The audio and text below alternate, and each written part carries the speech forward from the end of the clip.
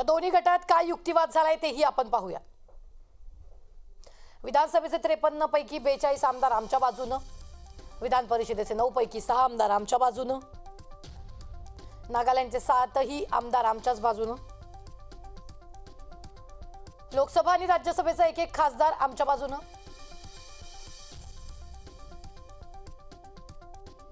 विधानसभेतले मुख्य प्रतोदही आमच्याकडेच,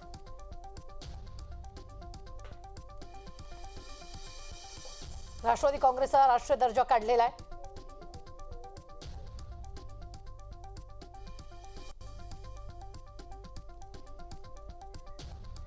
पक्ष ठरवताना आमदारांची संख्याच महत्त्वाची आहे।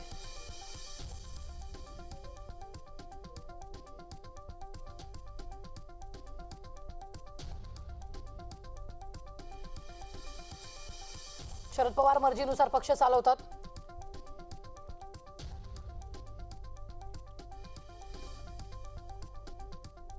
शरद पवारांकडून एका पत्रावर नियुक्त्या होतात।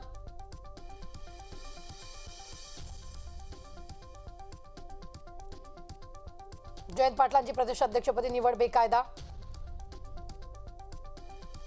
सुनावणी नैसर्गिक न्यायाच्या आधारे झाली पाहिजे। आम्ही प्रतिवादी प्रश्न विचारणार नाही।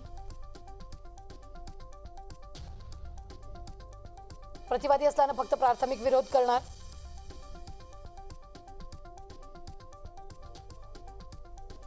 प्राथमिक विरोधाचा मुद्दा आयोगाने निरस्त केला। वादीचा सारा युक्तिवाद संपल्यावर आमची बाजू ऐकणार। खोटी कागदपत्र दाखवून पक्षात वाद दाखवला जातोय। पक्षात वाद असल्याचा युक्तिवाद कपोल कल्पित आहे। पक्षात वाद असल्याचा युक्तिवाद पक्ष फुटला नाही, एक गट बाहेर पडला आणि आयोगाने निर्णयापर्यंत घड्याळ चिन्ह गोठवू नये अशी मागणी शरद पवार गटाच्या वतीने करण्यात आलेली आहे।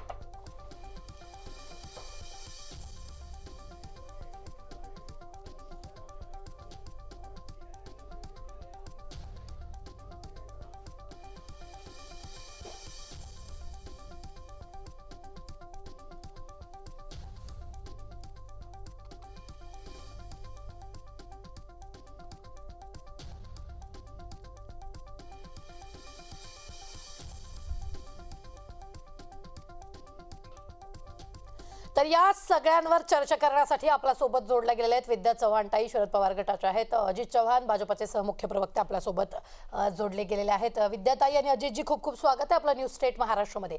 आजची सुनावणी तुम्ही पाहिलेली असेल, त्याच्यावर चर्चा देखील केलेली असेल। सगळ्यात महत्त्वाचा प्रश्न विद्याताई मला तुम्हाला विचारायचा आहे, दोन्ही गटाच्या वतीने युक्तिवाद जो आहे तो आज झालेला आहे। या दरम्यान महत्त्वाचे युक्तिवाद जे ते अजित पवार गटाकडून करण्यात आलेले आहेत, जसं जयंत पाटलांची नियुक्ती बेकायदेशीर आहे आणि दुसरीकडे शरद पवार मनमानी कारभार करतात, या सगळ्यांवर तुमची प्रतिक्रिया काय?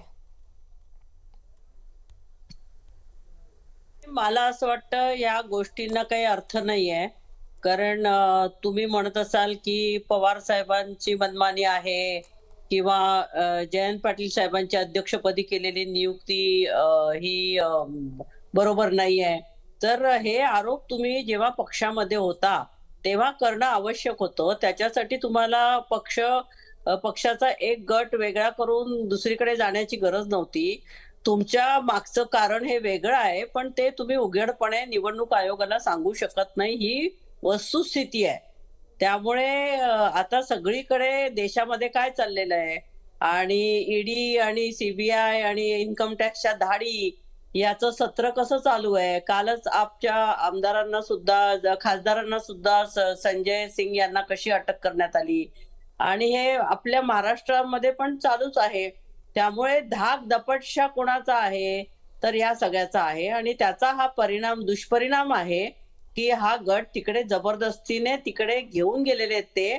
आणि आता निवडणूक आयोग ही स्वायत्त जरी म्हणायला असली तरी ती कितपत स्वायत्तने काम करेल याच्यावरती प्रश्नचिन्ह आहे। कारण आपण आता 1 वर्षापूर्वी शिवसेनेचं पण जे बघितलं त्याच्यामध्ये सगळ्या गोष्टी शिवसेनेच्या बाजूला असताना सुद्धा निवडणूक आयोगाने जे काय निर्णय दिले किंवा जे काय झालं ते बरोबर नाही. त्याच्या विरोधात शिवसेना कोर्टात गेलेली आहे. त्यामुळे हे जे काय चाललेलं आहे हे सगळे नाटक आहेत, नुसते दिखावा आहे. आणि त्याच्यामध्ये जे काय चर्चा चालली आहे त्यातनं काय फारसं निष्पन्न होईल असं मला वाटत नाही. निश्चितच अजितजी, तुम्ही देखील आमच्या सोबत आहात. युक्तिवाद आजचा तुम्ही पाहिलेला आहे. सगळ्यात महत्त्वाचं म्हणजे युक्तिवाद जेव्हा सुरू होता तेव्हा सुप्रिया सुळेंनी एक वक्तव्य केलेले. त्यांनी कुठल्याही पक्षाचं नाव नाही घेतलेलं, मात्र त्यांनी असं म्हटलेलं आहे की निर्णय कुठल्या बाजूने लागणार याची भविष्यवाणी आधीच झालेली असते. अदृश्य हात, तो अदृश्य हात भाजपचा आहे का?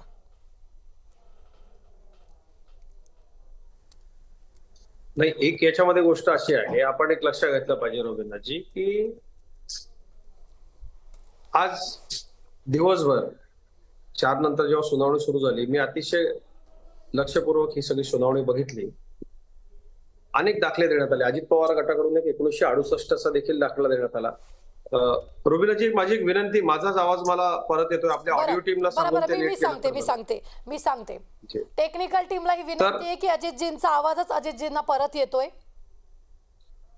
अजित पवार गटाच्या वतीनं जे दावे या ठिकाणी करण्यात आलेले आहेत आणि जे पुरावे आणि जे बाकीचे तर सगळ्या गोष्टी देण्यात आलेल्या आहे की कसं काय कायदेशीर झालंय, काय नाही झालं. दुपारी देखील मी आज वेगवेगळ्या ठिकाणी वृत्तवाहिन्यांवरती चर्चेला होतो, आपल्याकडच्या देखील चर्चेला. दुपारी मी एक मुद्दा मांडला की ज्या काँग्रेसनं एकाच दिवशी 9 राज्यामधली सरकारं बरखास्त केली, ज्या काँग्रेसनं आणीबाणी लावली, त्या काँग्रेसची मंडळी आणि त्यांच्या सोबत असलेला उद्धव ठाकरेंचा गट अतिशय केविलवाण्या पद्धतीनं जेव्हा अशा पद्धतीचे दावे करतो आणि या सगळ्या संस्थांवरती, यंत्रणांवरती अविश्वास दर्शवतो, त्यावेळेला खरोखरच आश्चर्य वाटतं.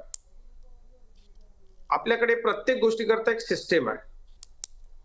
आपण बघा की सुप्रीम कोर्टामध्ये जेव्हा सुनावणी सुरू होती आणि निवडणूक आयोगानं सुद्धा एकनाथ शिंदे साहेब आणि उद्धव ठाकरे यांच्यामध्ये सुरू असलेला जो शिवसेनेचा वाद विवाद होता, त्याच्यामध्ये असे अनेक मुद्दे निष्पक्ष रामशास्त्री बाण्याप्रमाणे या दोन्ही देखील संसदीय संस्थांनी दिले. आणि मग त्यावेळेला आपण या सगळ्याला काय म्हणाल? म्हणजे झालं ते योग्य, आमच्या बाजूला नाही झालं ते अयोग्य, असं कसं आपल्याला करता येईल? आणि याच्यामध्ये एक गोष्ट मी आपल्याला निश्चितपणे सांगतो की कायदेशीर बेकायदेशीर कोणाचा दबाव काय, हा सगळा नंतरचा भाग आहे. पहिला भाग असा आहे की तुम्हाला तुमचा पक्ष सांभाळता का नाही आला? तुमच्या पक्षाची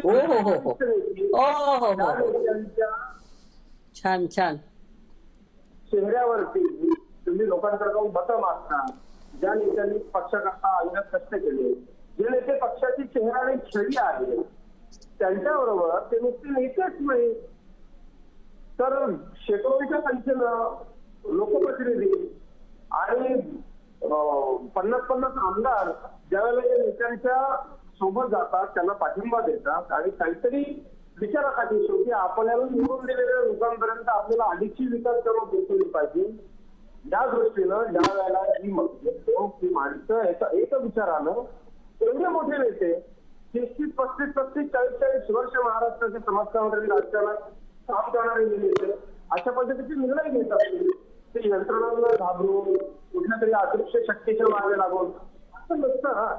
कुठल्याही राजकीय नेत्याला किंवा कार्यकर्त्याला आपण राजकीय आत्महत्या करायला वाटत असतं का? अजिबात नाही. शेवटी लोकशाहीमध्ये अंतिमता ध्येय कुठल्याही राजकीय व्यक्तिमत्वाचं काय असतं की आपण ज्या भागामध्ये निवडून जातो, आपण ज्या लोकांचं प्रतिनिधित्व करतो, त्या लोकांपर्यंत विकास पोहोचला पाहिजे, विकासाची कामं पोहोचली पाहिजे, आपल्याला अधिक आणि ज्या लोकांच्या सोबत आता आपण काम करतो तेही माणसं आपल्या वैयक्तिक स्वार्थासाठी आपली विचारधारा सोडून चुकीच्या लोकांबरोबर जात असतील, निव्वळ स्वतःच्या राजकीय महत्वाकांक्षेपोटी आपल्या मित्रपक्षांचा वापर करत असतील, तर हे किती वाईट आहे. आणि आपण एक लक्षात घ्या, भारतीय जनता पार्टीनं आमच्या दोन्ही मित्रांना सोबत घेताना अनेक वर्तमानपत्रांच्या हेडलाईन्स आपण पहा की भारतीय जनता पार्टीनं त्याग करून आमच्या या मित्रांना एवढ्या मोठ्या बरं प्रमाणावरती पाठिंबा बरं बरं देण्याचं बरं काम केलं. अजयजी येते तुमच्याकडे येते. विद्याताई, त्यांनी सुरुवातीला असं म्हटलं होतं की तुम्हाला पक्ष सांभाळता आला नाही, एकतर हा मुद्दा, आणि दुसरा म्हणजे की भारतीय जनता पक्षानं त्याग करून त्यांना आता पद दिलेली आहेत. अहो, हे मोठे सौदागर आहेत. आता सौदागरांकडे पैसा इतका प्रचंड आहे की त्यांनी नोटा छापल्या, त्यांनी काय काय नाही केलं. त्यांनी सुरत वा, मार्गे वा. मागच्या वर्षी आमदार भारतीय जनता पार्टीच्या पाठीमध्ये खंजीर आता हे वा वा टोचून काय? ज्या वेळेला शिवसेना अहो, जरा तुमच्या गप्प दोघांच्याही बसा ना, मांडीवर येऊन गप्प बसली बसा ना. हे होती, तेव्हा काय सौदा केला? बरं, खंजीर अजितजी, खुपसायचे अजितजी, डायलॉग, अजितजी, त्यांचं खंजीर संपू द्या, खुपसायचे तुमच्याकडे डायलॉग येते. जुने झाले. आता बोलू द्या मला, मी मध्ये बोललेले नाहीये. तर तुम्ही जे काय स्वतः अगदी रामशास्त्रीय बाणा वगैरे जे शब्द वापरले, रामशास्त्री म्हणजे काय ते आधी समजावून घ्या, नंतर रामशास्त्र्यांची उपमा निवडणूक आयोगाला द्या. कारण आता सुप्रीम कोर्टापर्यंत कसा कसा हस्तक्षेप आपण केलेला आहे आणि रंजन गोगोई यांना कशा काय त्यांच्यावरती खोटे विनयभंगाचे आरोप आणून त्यांना कसं कात्रीत पकडलं, पुढे त्यांना रिटायरमेंट नंतर कशी राज्यसभा दिली, हे सगळं जगजाहीर आहे. 2016 का 17 सुप्रीम कोर्टाच्या जजेसांनी ऐतिहासिक प्रेस कॉन्फरन्स घेऊन सांगितलं की आमच्यावर प्रेशर आहे. त्यामुळे निवडणूक आयोगावर प्रेशर असणं हे काही वेगळं नाही आहे ना त्याच्यात. आणि तुम्ही कितीही नाकारलं, तुम्ही कितीही सांगितलं तरी आता देश का बच्चा बच्चा जानता है ईडी क्या है. ईडी पूर्वी कोणालाच माहिती नव्हतं. अजितदादांना काही ईडीचा धाक दाखवला नाहीये. हे काय खोटं आहे का? बरं हे बरं खरं आहे बरं, सगळं. ताई हे काल जे मान्य झालं आहे, दिल्लीला हे मान्य आहे ते की झालेलं आहे. बरं, तपास यंत्रणांचा गैरवापर होतोय, आधीपासूनच आरोप होतोय. मात्र या सगळ्यांमध्ये ताई, आज अजित पवार यांनी 2 महत्वाचे मुद्दे त्यांच्या गटाने जे ते उपस्थित केले आहेत. जयंत पाटलांची नियुक्ती बेकायदेशीर, आणि सगळ्यात महत्वाचं म्हणजे शरद पवार मनमानी कारभार करतात, नियुक्त्या विचार न करता त्यांनी नियुक्त्या केलेल्या आहेत, सह्या केलेल्या आहेत. अशा पद्धतीचे आरोप याच्या आधी कळले नव्हते. आता एक गट जो आहे तो बाहेर पडला, त्यानंतर हे सगळं दिसतंय. म्हणजे पक्ष आत्ताचा नाहीये ना. हे बघा एकदा ईडी लागली मागे की ती पिढा जी असते ना, पिढा टाळण्यासाठी माणूस काही बोलतो. तसं अजितदादांनी सांगितलेलं आहे की पवार साहेबांनी ज्यांना सांगितलं त्यांना मनमानी दिली पदं, किंवा जयंत पाटील साहेबांना अध्यक्ष केलं. हे सगळं पक्षामध्ये राहून सुद्धा हे प्रॉब्लेम सॉल्व्ह करता आले असते. पण अदृश्य हात, हे अगदी योग्य शब्द आहे त्याच्यासाठी. हे अदृश्य हात आहेत आणि हे अदृश्य हात अजून फार तर फार 6 महिने आपल्याला छळतील, त्रास देतील. त्यानंतर एकदा हे मोदी सरकार लोकांनी उलथवून टाकलं की मग त्याच्यामुळे हे झाले, सैरभैर झाले. यांना आता कॉन्फिडन्स गेलेला आहे, त्यामुळे हे सगळं असं करतायत. अगदी. अजितजी, मी तुमच्याकडे येते. अजितजी, जयंत पाटलांनी देखील माध्यमांना हीच प्रतिक्रिया दिली. माझा पण प्रश्न हाच असणार आहे. जयंत पाटलांची जी नियुक्ती आहे ती बेकायदेशीर आहे. मग जयंत पाटलांनी असं म्हटलं की मी जे एबी फॉर्मवर सह्या केलेल्या होत्या ते आमदार निवडून आले, आणि तेच आमदार आता तुमच्या सोबत आहेत, मग तेही बेकायदेशीर आहेत का? रोबिनाजी, सन्माननीय जयंत पाटील साहेब असतील, विद्याताई चव्हाण असतील, यांना हे प्रश्न आपण विचारू शकता. कारण राष्ट्रवादी काँग्रेस पक्षामधला अंतर्गत एक वाद आहे, तो बाहेर चव्हाट्यावरती आता आलाय, तो कोर्टामध्ये आहे, आणि त्याच्यावरती हे सगळे आरोप प्रत्यारोप सुरू आहेत. मला त्याच्यावरती फार जास्त भाष्य करायचं नाही. त्याचं कारण असं, मी सुरुवातीलाच बोलताना मी असं सांगितलं होतं की जर ताई आता म्हणतायत की पक्षात राहूनच हे मिटवता आलं असतं, आणि असं घडलं नाही याच्याकरता ते माझ्या पक्षाला, भारतीय जनता पक्षाला दोषी ठरवतायत आणि कुठला तरी एक अदृश्य हात आहे असं ते सगळं म्हणतायत.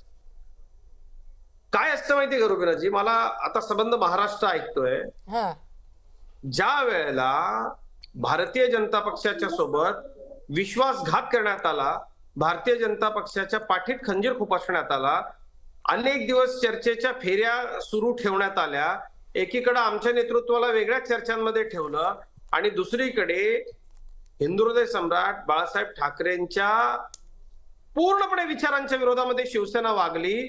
त्यावेळेला अनैसर्गिक युती करताना, भारतीय जनता पक्षाला अंधारात ठेवताना तो अदृश्य हात नव्हता, तर ही सत्तेतनं हापापलेला राक्षसाच्या हाताची पंजे होते. बरं. आणि त्या पंजांनी त्यांनी लोकशाही मूल्य ओरबाडून काढली, आणि त्याचे सगळे हे परिणाम आता भोगावे लागतायत राजकारणामध्ये आणि युद्धामध्ये.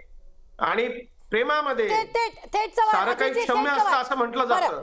परंतु अजितजी.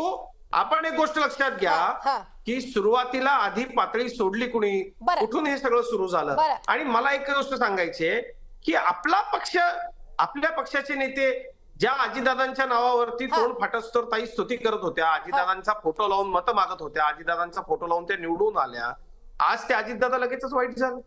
अरे त्यांनी असा डिसिजन का घेतला, का असा निर्णय घेतला? बरोबर. आणि माझा तर असा दावा आहे अगदी. की येत्या काळामध्ये मी आपल्याच कार्यक्रमामध्ये यापूर्वी एक दावा केला होता, बरं. तो 15 दिवसानंतर खरा झाला हा. होता. तेव्हाही योगायोगाने बरं, अजितजी, आपल्यासमोर अगदी ताईकडे येते, विद्याताई ताई. चव्हाणच होत्या. बरं, बरं, अजितजी, आता येते, आणखी येते. एक आज नवीन दावा मी करतोय, बरं. ऐका रुबीनाजी, हा. की कदाचित हम्म. निवडणुकांच्या आधी हा. शरद पवार साहेबच भारतीय जनता पार्टीच्या बरोबर असतील, बरं. तेव्हा ताई काय करते? बरं, तेव्हा हा, ताई या आपण दाव्यावर बोलताना अगदी सांभाळू अगदी का? अगदी अगदी या दाव्यावर मी प्रश्न विचारेन ताई. पण सगळ्यात महत्वाचं म्हणजे अजितजीने एक वक्तव्य केलंय की विश्वासघात केला गेला. हे झालं होतं 2019च्या निवडणुकांच्या नंतर. म्हणजे 2019चे परिणाम जे ते आत्ता पक्ष भोगते असं थेट ते म्हणतायत.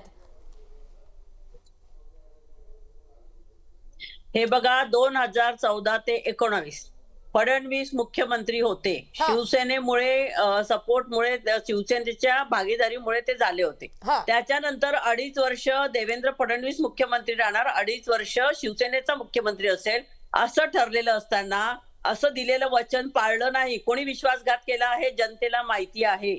त्यामुळे कोणीतरी विश्वासघात केला, कोणीतरी पाठीत खंजीर खुपसला. हे चोराच्या उलट्या बोंबा पहिले बंद करा. बरं. फडणवीसांना असं वाटलं की मीच आता सगळ्यात मोठा आहे आणि माझ्याशिवाय दुसरं कोणालाही नाही. त्यांनी शिवसेनेला बाळासाहेब ठाकरेंनी बोट धरून भाजप मोठी झालेली आहे. आठवण करा, जेव्हा प्रमोद महाजन आणि गोपीनाथ मुंडेजी त्यांच्या मातोश्रीवर जायचे त्यावेळी शिवसेनेने भाजपला आश्रय दिला, स्थान दिला आणि भाजपने हळूहळू बोट पकडलं, मग कडेवर बसलं, मग खांद्यावर बसलं आणि डोक्यावर बसलं. तर डोक्यावर बसलेलं सुद्धा सहन करायचं का? हे सहन होणार नाही. बरं. समजलं ना? त्यामुळे भाजप जे आहे ते भाजपचा हा अजेंडाच आहे की जिथे हे करायचं त्याच माणसाला संपवायचं. हा. त्यामुळे राक्षस कोण आहे ते सगळ्यांना माहिती आहे. तुमची राक्षसाची हाव आहे. तुम्हाला देशाची पण सत्ता पाहिजे, तुम्हाला महाराष्ट्राची पण सत्ता पाहिजे हा. आणि त्यामुळे हे सगळं झालेलं आहे. त्यामुळे आम्हाला तुम्ही किंवा शिवसेनेला तुम्ही असं म्हणणं की विश्वासघात केला किंवा खंजीर खुपसला, आता हे शब्द बंद करा. हे तुमच्या तोंडात सोबत सुद्धा नाही. बरं ताई अगदी तुमचे आरोप जे ते पडलेत. मात्र या सगळ्यांमध्ये तुमचेच अजित दादा आता शरद पवारांच्या कारभाराला मनमानी कारभार म्हणतायत की तुमच्या सोबत इतकी वर्ष काढली, तुमच्याच पक्षातले लोक होते की, आणि अद्यापही शरद पवारांनी हे म्हटलेलं आहे की तो एक गट आहे, पक्ष फुटलेला नाहीये. हे बघा, मी तुम्हाला सांगते, अजितदादा आमचेच आहेत हा. आणि आमचेच राहतील. आता या 6 महिन्यामध्ये पुढचं चित्र बदलणार आहे. एकच सांगून ठेवते तुम्हाला की आता जे काय अजितदादा आणि त्यांच्या बरोबर प्रफुल्लबाई असतील किंवा आणि भुजबळ साहेब असतील आणि कोणी कोणी असतील ते गेलेले आहेत, ते सगळे ईडीच्या धाकाने गेलेले आहेत. आज तुम्ही हसन मुश्रीफ साहेब असतील, हे सगळ्यांना तुम्ही आमच्याकडे आला नाही तर तुम्हाला म्हणजे जेलमध्ये जायला लागेल. आणि किती लोकांना हेच- जेलमध्ये जायला लागलं, किती लोकांच्या इन्कम टॅक्सच्या दाढी घातल्या. माणसाला सडो की पळो करायचं, त्याच्या घरच्या लोकांना त्रास तपास द्यायचा. यंत्रणांचा गैरवापर. अजितजी, पुन्हा एकदा ताईंनी तपास यंत्रणांचा गैरवापर करूनच हे सगळं सुरू आहे असं म्हटलेलं आहे. त्याच्यामुळेच तर सगळं झालंय. बरं, रुबीनाजी मी बोलतो. बोला. असं आहे की भारतीय जनता पक्ष सत्तेत असल्यानंतर तो राष्ट्र निर्माणाचं काम करतो, देश जागतिक पातळीवरती मोठं करण्याचं काम करतो, महाराष्ट्राला पायाभूत सुविधांनी बळकट करण्याचं काम करतो. आम्ही सत्तेत असल्यानंतर दाऊद इब्राहिमच्या वकिलांना राज्यसभा देण्याचं काम केलेलं नाहीये. आम्ही सत्तेत असल्यानंतर मुंबईच्या उपनगरांमध्ये ज्याचा त्रास विद्याताईंना सुद्धा पुढे विधानसभेला होईल, पण त्या बोलू शकत नाहीयेत की रोहिंग्या आणि बांगलादेशी. 2 मिनिटं विद्याताई, बांगलादेशी आणू नका. रोहिंगे बांगलादेशी आणून त्यांच्या झोपडपट्ट्या बसवून मतांच्या करता त्यांचं लांगुल चालन करण्याचं काम भारतीय जनता पार्टी करत नाही. दाऊद इब्राहिमच्या नावानं धमक्या देऊन लोकांच्या जमिनी बळकावून गरीब विधवांना बेघर करण्याचं काम भारतीय जनता पार्टी कधी करत नाही. भारतीय जनता पार्टीचं काम हे राष्ट्र निर्माणाचं काम आहे.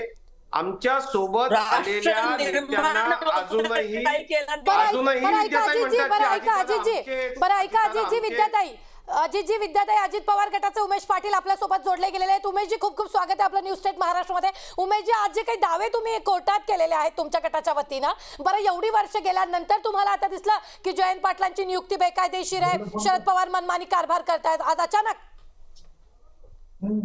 एक लक्षात घ्या, ही कायदेशीर लढाई आहे आणि ज्या वेळेला कायदेशीर लढाईची परिस्थिती निर्माण होते त्यावेळेला त्या ठिकाणी जे काही कायदेशीर मुद्दे आहेत त्या मुद्द्याच्या अनुषंगानं तिथं मांडणी केली जाते.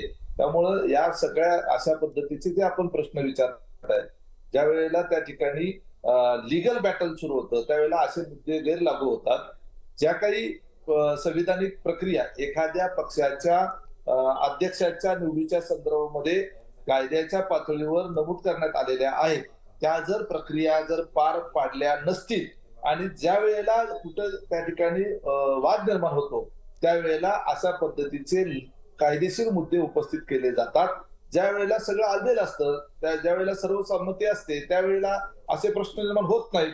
परंतु जर पक्षामध्ये दोन मतप्रवाह तयार झालेले असतील आणि पक्षाच्या संदर्भानं निवडणूक आयोगाच्या पुढे दोन्ही बाजूंनी युक्तिवाद चालत असेल त्यावेळेला या पद्धतीचे कायदेशीर मुद्दे हे उपस्थित केले जाणार. त्याच्यात काय चूक? उमेशजी एक प्रश्न विचारते, यावरच तुम्ही म्हणालात काही दिवसांपूर्वी शरद पवारांनी राजीनामा दिलेला होता, त्यानंतर एक समिती नेमलेली होती की अध्यक्ष कोण असेल, तर मला एक प्रश्न यात पडलेला, त्या समितीत छगन भुजबळ आणि अजित पवार स्वतः होते की?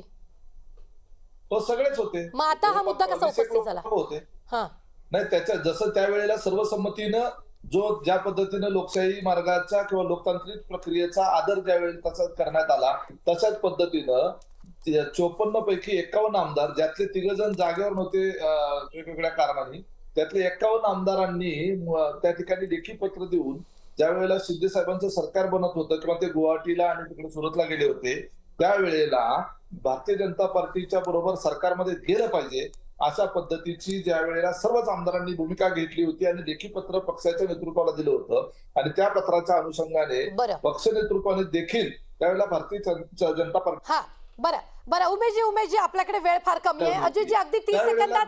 बरं उमेशजी बरं अजितजी आपल्याकडे वेळ फार कमी आहे, 30 सेकंदात उत्तर द्या, पुन्हा मला यांची पण उत्तरं घ्यायची आहेत. बोला अजितजी, बोला.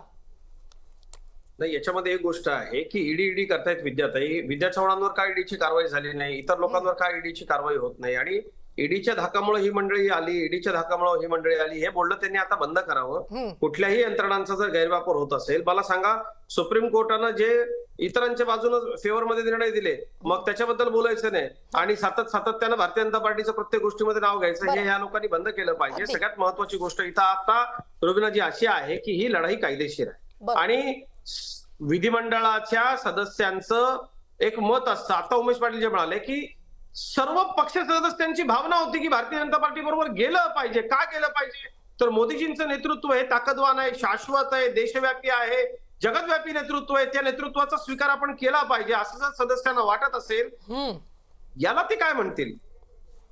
अशा पद्धतीनं सातत्यानं माझ्या पक्षाची वारंवार बदनामीकारक त्यांनी उद्गार करणं हे निश्चितपणे त्यांनी थांबवलं पाहिजे, कारण याच्या काळामध्ये चित्र आणखी वेगळं असणार. बरं ताई अगदी 30 सेकंदात उत्तर.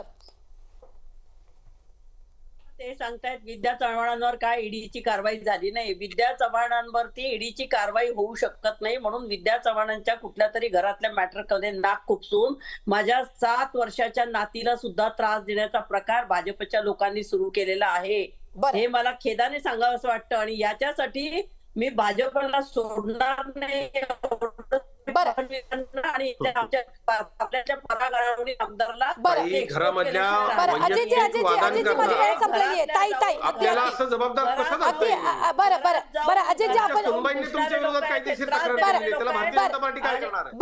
उमेशजी अगदी 30 सेकंदात उत्तर द्या. युक्तिवाद सुरू आहे दोन्ही गटाच्या बाजूने, समजून घ्या. काही का माहित नसेल. बरं ताई आपली वेळ संपलेली आहे. ताई आपली वेळ संपलेली. उमेशजी अगदी 30 सेकंदात उत्तर. काय उत्तर? प्रश्न भाजपच्या वतीनं वारंवार विरोधकांच्या वतीनं बोललं जात आहे की भाजप हाच अदृश्य हात आहे ज्यांनी पक्ष फोडले आहेत. एक लक्षात घ्या, अशा पद्धतीनं कुणी कुणाला फोडत नसतं. हे काही एवढे लहान मुलं नाहीये की फोडले आणि उचलून नेले. हे 3-3 लाख लोकांनी निवडून दिलेले, 20-20 लाख लोकांनी निवडून दिलेले आमदार किंवा खासदार आहेत आणि ते त्यांच्या सदसद विवेक बुद्धीने ते निर्णय घेत असतात. आमच्यासारखे अनेक वर्षे पदाधिकारी जे पक्षामध्ये 20-20 वर्षापासून काम करतायत ते सर्वजण निर्णय घेतात. त्यावेळेला पक्षाच्या नेतृत्वाने हा देखील विचार केला पाहिजे की अशा पद्धतीचा 90% लोकांनी निर्णय का घेतला. कुठंतरी एक बोट जे आहे तरी काहीतरी बरं. 100% नाही पण 10%, 5%, 25% अगदी उमेशजी वेळ फार कमी आहे, मात्र मुद्दे बोलण्यासाठी खूप होते. मृत्यू ज्यांचा झालेला आहे त्यांचं देखील संख्याबळ आज अजित पवारांनी कोर्टात दाखल केलेलं आहे. या सगळ्यांवर आपण आता चर्चा करत राहणार आहोत कारण सुनावणी सुरू झालेली आहे. या सगळ्या चर्चा दरम्यान आपण पाहिलेलं आहे की आता राष्ट्रवादीचं चिन्ह आणि राष्ट्रवादीचं नाव जे ते कोणाला मिळणार, कारण सुनावणी जी सुरू झालेली आहे. एकीकडे कोर्ट म्हणताय की पक्ष फुटलेला, दुसरीकडे शरद पवार असं म्हणतायत की पक्ष फुटलेला नाहीये, मात्र एक गट फक्त बाजूला गेलेला आहे. या सगळ्यांवर चर्चा जी आहे ती वेळोवेळी अशी सुरू होणार आहे. तुर्तास वेळ झालेली आहे इथंच थांबण्याची. नमस्कार.